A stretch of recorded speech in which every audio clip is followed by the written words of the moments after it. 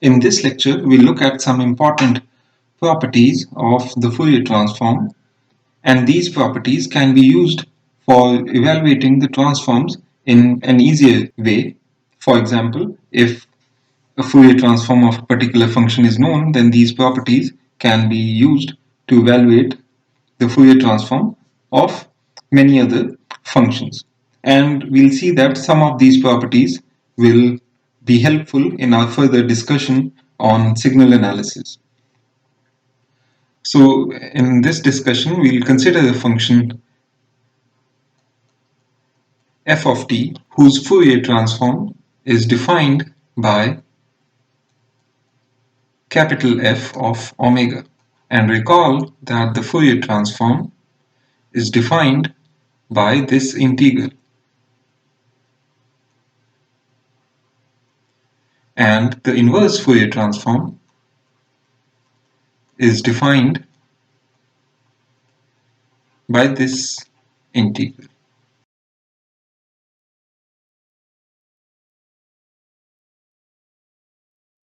All the properties that we are going to discuss in this lecture follow from the definition of the Fourier transform that is given over here. So let us look at the first property, that is called the translation or time shift property.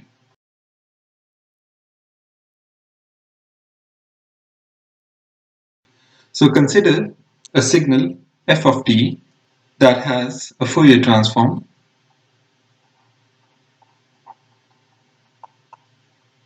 which is given by capital F of omega, and then let's see that what is the Fourier transform of the same function if it is translated by a time t naught. That means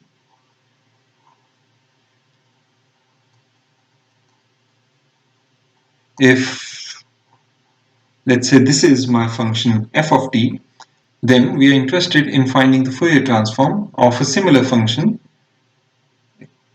which is this function f of t that has been translated or shifted in time by time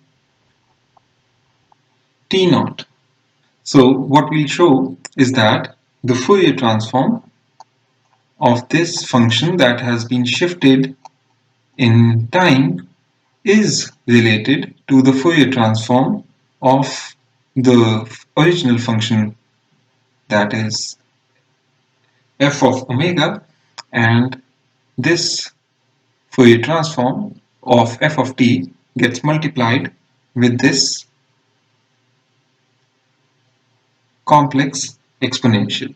So this is the first property, that is the time shift property of the Fourier transform. And as I said, all these properties follow from the definition of the Fourier transform. So let's see how we can derive this particular property. So the Fourier transform of the time shifted function is given by the definition of the Fourier transform, that is this.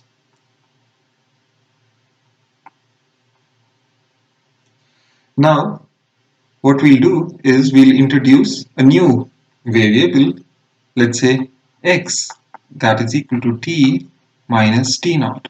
So if we write this integral in terms of x, then note that dt is equal to dx, and in terms of x, again the limits will be minus infinity to infinity, because if t is minus infinity, then x is also minus infinity, and similarly for t tending to infinity. So then we'll get the integral in terms of x as this. So we'll substitute over here t is equal to x plus t naught. So this is what we get. And another term. So note that this term over here does not depend upon x. So we can carry it outside this integral. So we'll have, and we can write this integral as this. And note that this integral now is actually f of omega. Therefore, what we see is that this Fourier transform of the time-shifted function is simply the Fourier transform of the function f of t that has not been shifted times e to power minus iota omega t naught. And t naught is the time by which we have shifted this function.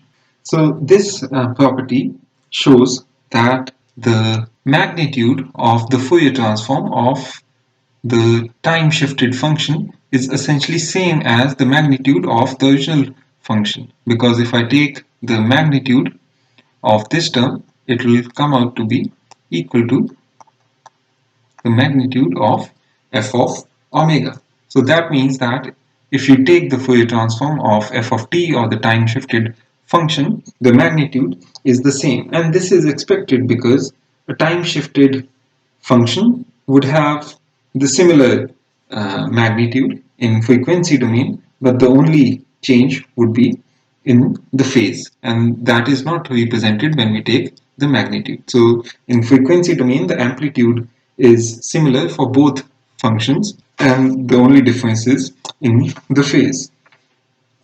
So how we can use this property, let's see. So let's look at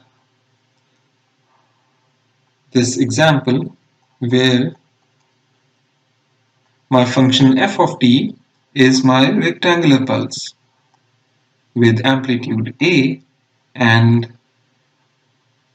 it takes on this value between the time interval minus a by 2 to a by 2. And recall that the Fourier transform for this rectangular pulse is given by a times small case a sinc of omega a by 2.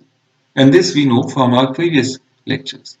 Now consider that this rectangular pulse has been shifted by a time t naught. In that case, the Fourier transform of this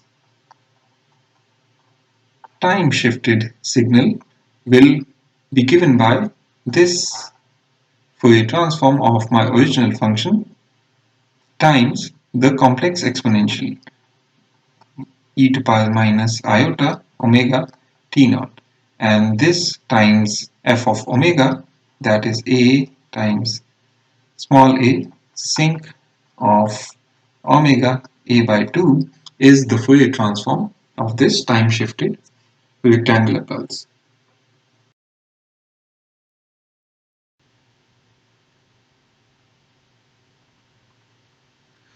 The next property is the frequency shift property. So again, we'll consider a function f of t and its Fourier transform given by capital F of omega. So if the Fourier transform of this function is equal to capital F of omega, then we want to know what is the Fourier transform of this function multiplied by this complex exponential with frequency omega naught. And we can again directly use the definition of the Fourier transform to find the Fourier transform of this function multiplied with this complex exponential. So this is my new function, and its Fourier transform is defined as this. So then we can write this integral as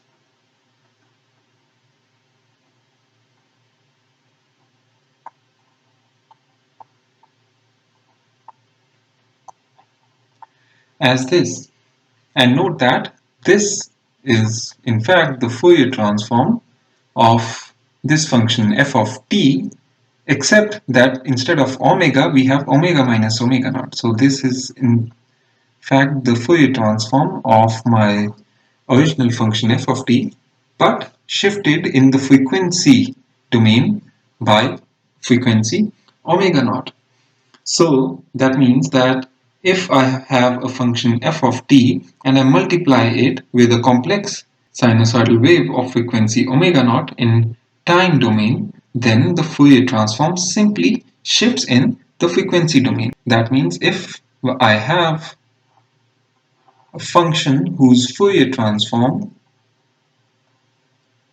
is, let's say, given by this, then the Fourier transform of this function is essentially the same function in the frequency domain, but shifted by a frequency of omega naught.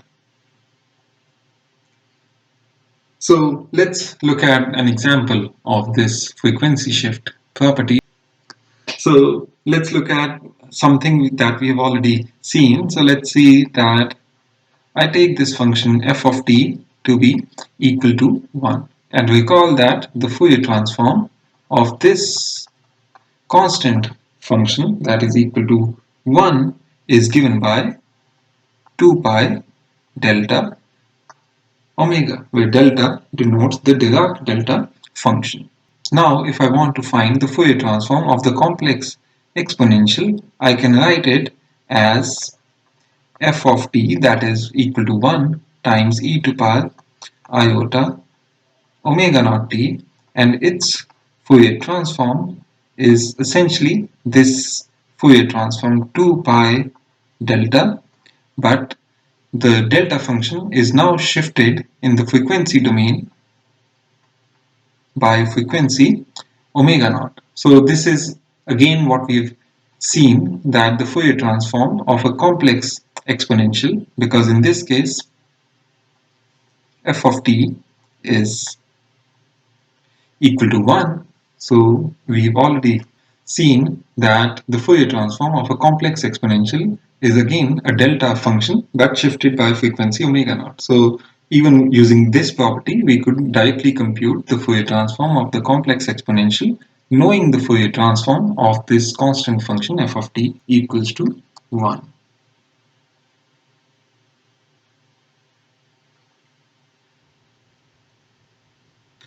Let us look at another property called the scaling property. So consider that I have a function f of t and I know its Fourier transform is given by capital F of omega.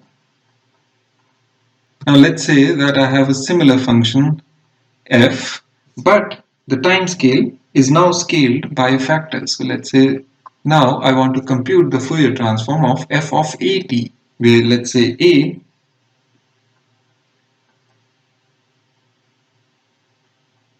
is a constant. It could take positive value or a negative value. So for the time being, we'll say that a is positive.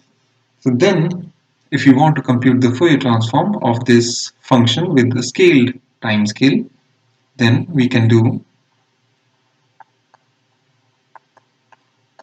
this, where we'll again use the definition of the Fourier transform.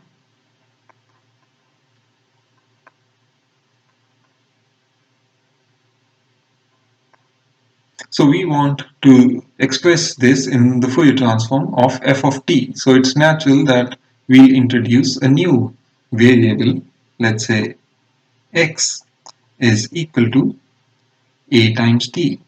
And note that we've taken a to be positive. So dx is equal to a times dt. And when t tends to infinity, x tends to infinity, and similarly for t tending to minus infinity, x is also minus infinity. So this integral can be written as, so in dx is a times dt, so dt is dx over a. So I have 1 over a times f of x times e to power minus iota omega. So instead of t, I have x over a, and I have dx, because instead of dt I have dx over a. So now if you see, this integral over here is actually the Fourier transform of this function f, but now the frequency is not omega, but it's omega by a. So the Fourier transform of the function whose time scale has been scaled by a positive factor of a is given by 1 over a times the Fourier transform of the function with omega by a. Similarly, if I take a to be negative, it is straightforward to show that I'll have this property. So this property holds for any value of a greater than 0 or a less than 0. So what this property tells us that, let's say, if a is greater than 1, then what happens is that, let's say I have this function, this is my function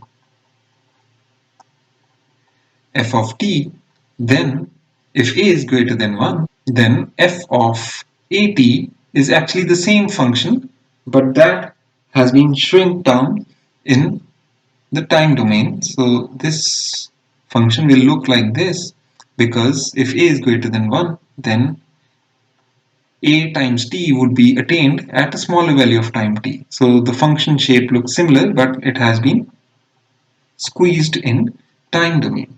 So what this property tells us that, let's say this is the Fourier transform of this scaled function. So it will get stretched in the frequency domain. That means if we compare the Fourier transform of a scaled function, it is more stretched compared to the Fourier transform of my original function. And although the shape remains the same and the amplitude changes because of this factor of 1 by a. And note that this behavior, that if I shrink my signal in time domain, then its Fourier transform gets stretched in frequency domain, or vice versa, is consistent with the uncertainty principle, that the pulse duration and the bandwidth are inversely related to each other.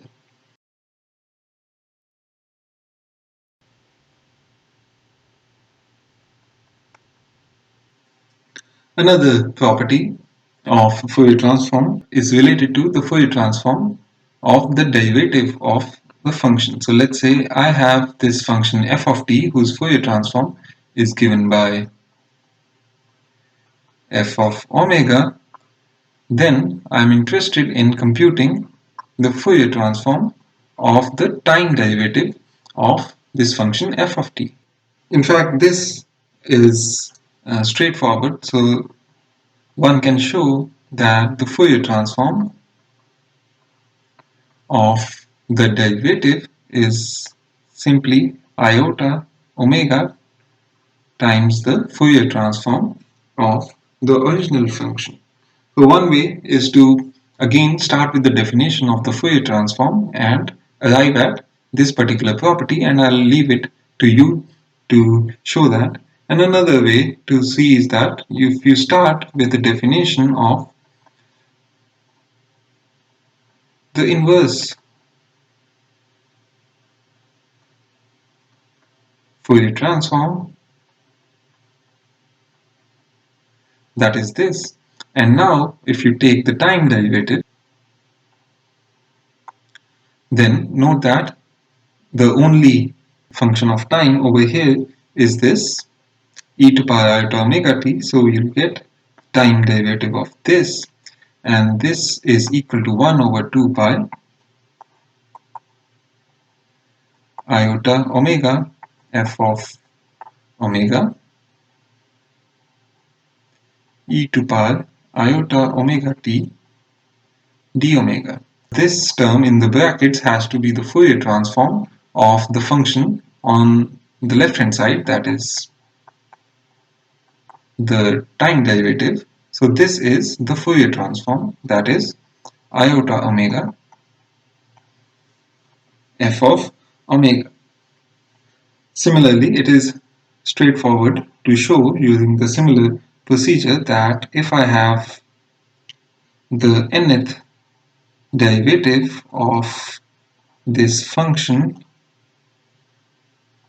f of t, then its Fourier transform is the Fourier transform of the function, original function f of t, but with the product of iota omega raised to power n. So that means you can apply this property again and again, and this is what you get.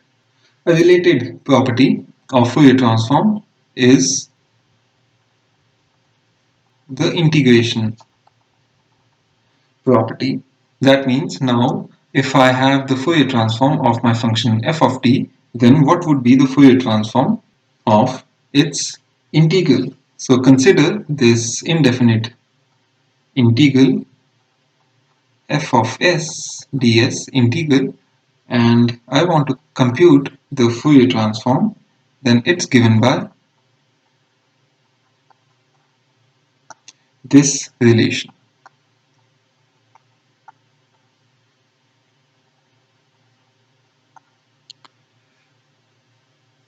where delta omega is again the Dirac delta function and c is a constant of integration because we have this indefinite integral over here. So this is just a constant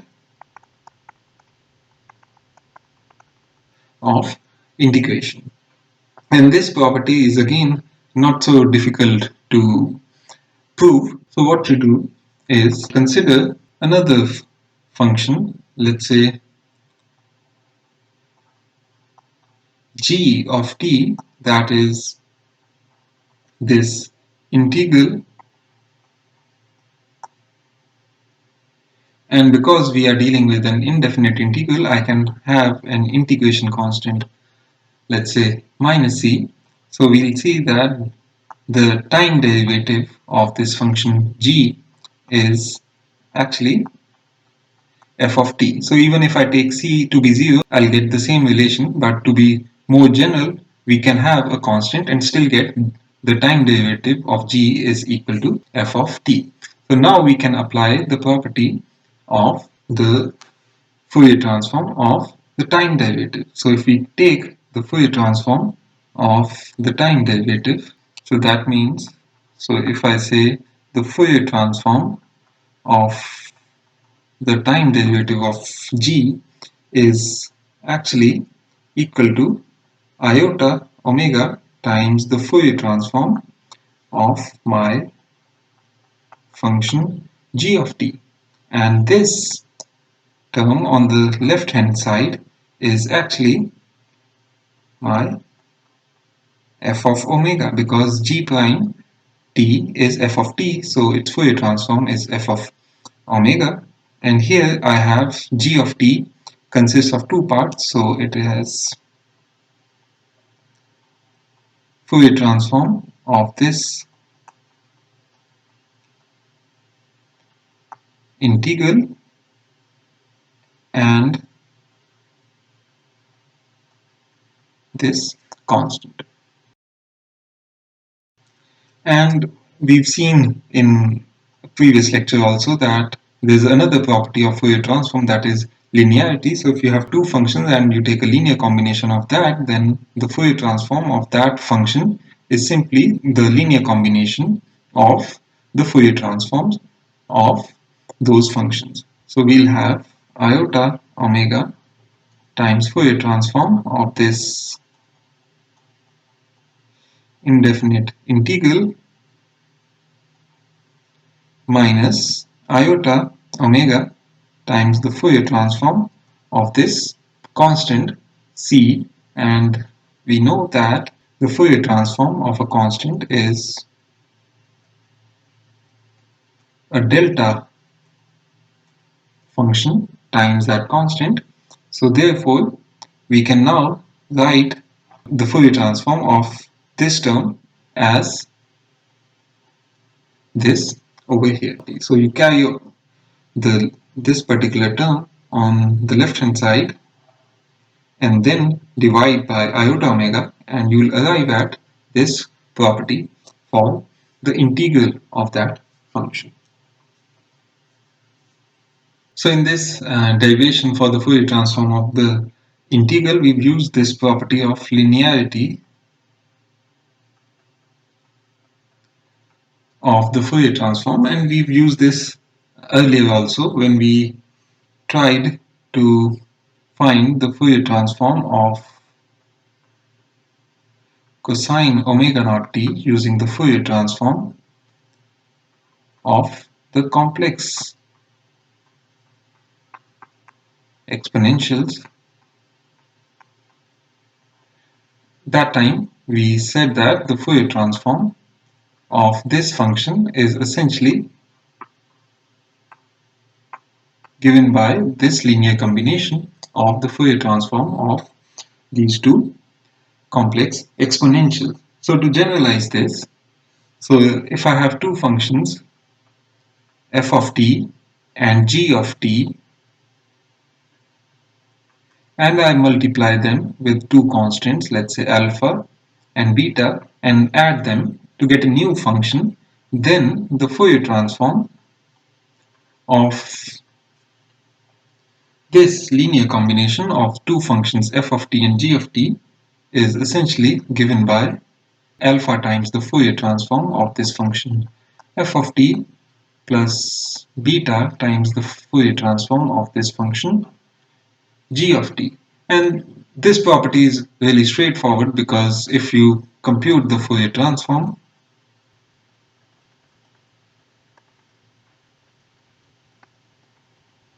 then you can separate this integral into two parts where you'll have one integral for f and another integral for g, and therefore we'll get alpha times f of omega plus beta times capital G of omega, where the capital F and G denotes the Fourier transform of functions f and g. So this is essentially the linearity property, and we've already used it once in our previous lecture where we derived the Fourier transform of the cosine function from the Fourier transforms of complex exponentials. So we've seen that Fourier transform of sum of two functions is simply the sum of the Fourier transform of those two functions. Now let us ask this question, that if I have two functions f of t and g of t, and I take product of these two functions, then what would be the Fourier transform of the product of two functions in terms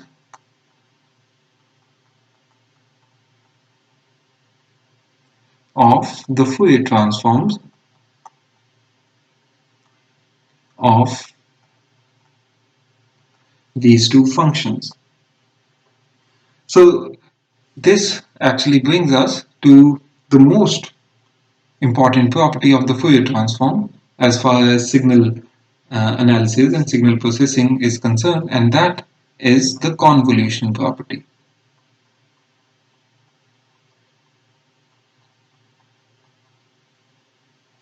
And you'll see later in these series of lectures that this property will be used again and again in our lectures on signal processing. So the idea is that we want to find the Fourier transform of the product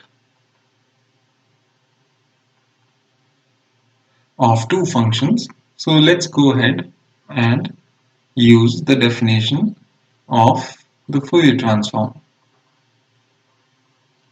So this is my function f of t times g of t, and I'll multiply with this term and integrate over time. So what we'll do is that we know that from the inverse Fourier transform, I can express g of t in terms of its Fourier transform as this.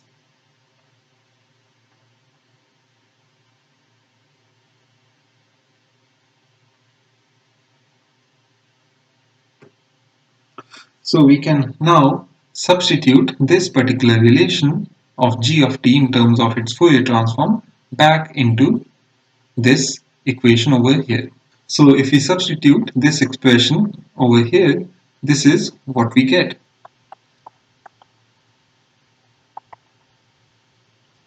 So I can bring this factor of 1 over 2 pi outside, and then I have this g of t, which in terms of Fourier transform is given by this. So because we have omega over here, let's use another variable, eta, to define the frequency.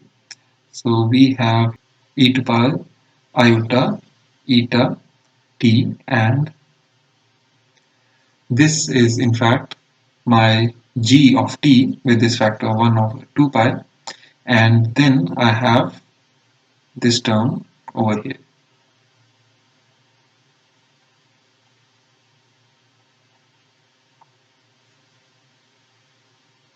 So note that I have used eta instead of omega because in the definition of inverse Fourier transform, omega gets integrated out. So if I substitute the expression of g of t, then that omega is different from the omega over here because that will be integrated separately. So now what we can do is I can write this integral as 1 over 2 pi, and what I can do is I can change the order of integration, and therefore I can write this as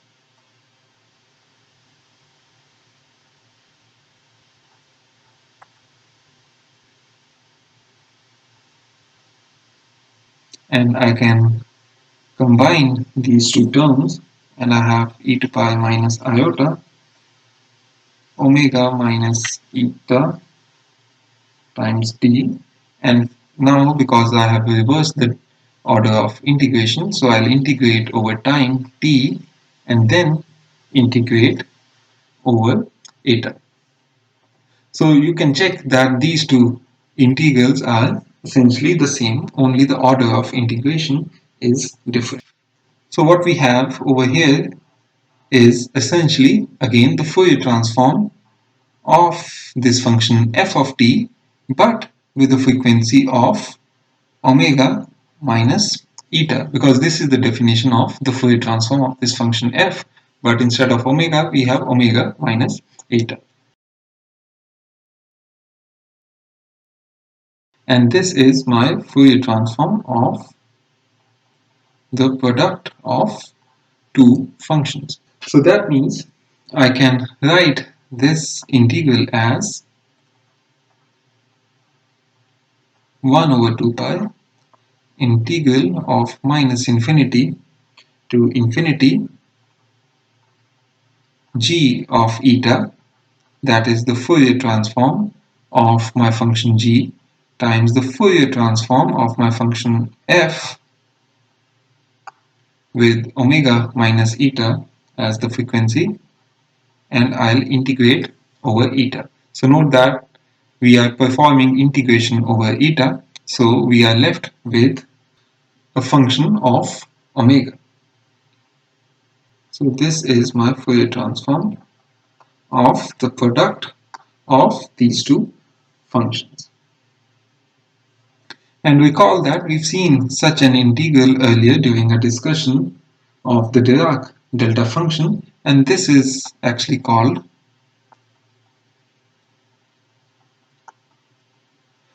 the convolution, and it is denoted by g of omega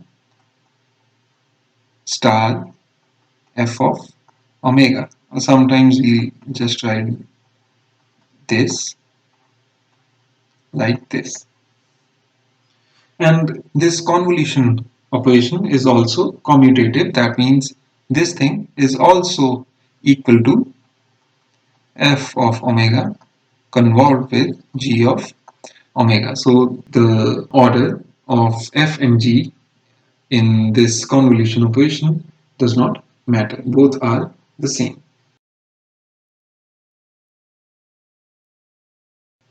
Therefore, we arrive at an important relation that the Fourier transform of product of two functions in time domain is actually equal to 1 over 2 pi times the convolution of the Fourier transforms of these two functions. And this result is actually called the frequency convolution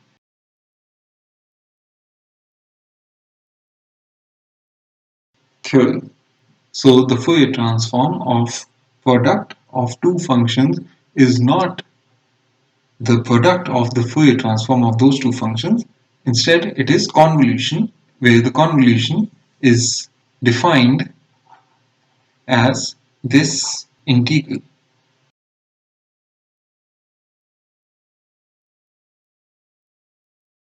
Or alternatively, we can write this as f of eta times g of omega minus eta d eta, and these two integrals you can show are essentially the same. So this is the frequency convolution theorem. So this frequency convolution theorem can be reversed, and we can now ask the question that what is the Fourier transform of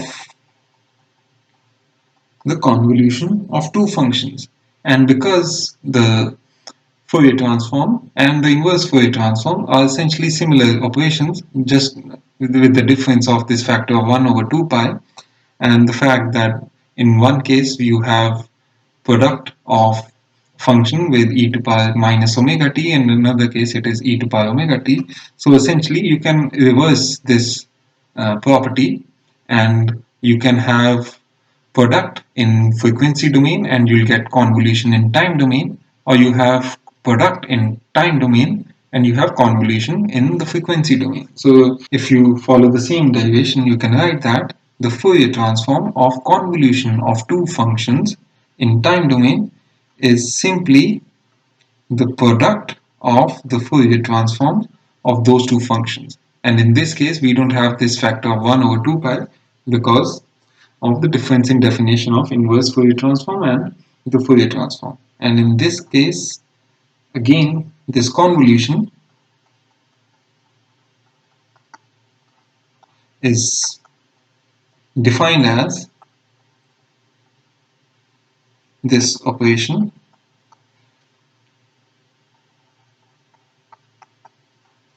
where this integration is over tau, and resulting function, that is the convolution of these two functions, is function of time. So this property, that is just the reversal of this property of the frequency convolution theorem, is called the convolution theorem. Another way to think of this is that the Fourier transform of product of two functions is convolution of their Fourier transforms, and the inverse Fourier transform of the product f of omega and g of omega is the convolution of those two functions. So these two properties are very similar to each other. So in this lecture, we'll just stick to the proof of the frequency convolution and convolution theorems, how to visualize this integral, what this integral actually means, and what is the physical interpretation of this convolution and how we can use this convolution in signal analysis is what we are going to discuss in the upcoming lectures. So we'll spend a couple of lectures to discuss how one can interpret this convolution and then how we can apply this convolution theorem and in the frequency convolution theorem for signal analysis. So these are the important properties of the Fourier transform. There are more properties also. For example, similar to this convolution theorem, there's also a property of correlation of two functions. So we'll discuss that property in a later lecture when we discuss what that correlation is. So as of now, let's end our discussion on the properties of Fourier transform over here. And note that all these properties simply follow from the definition of the Fourier transform. So if you want to try out proofs of other properties of Fourier transform that you might find in textbook, simply start with the definition of Fourier transform and you can give a proof of that particular property.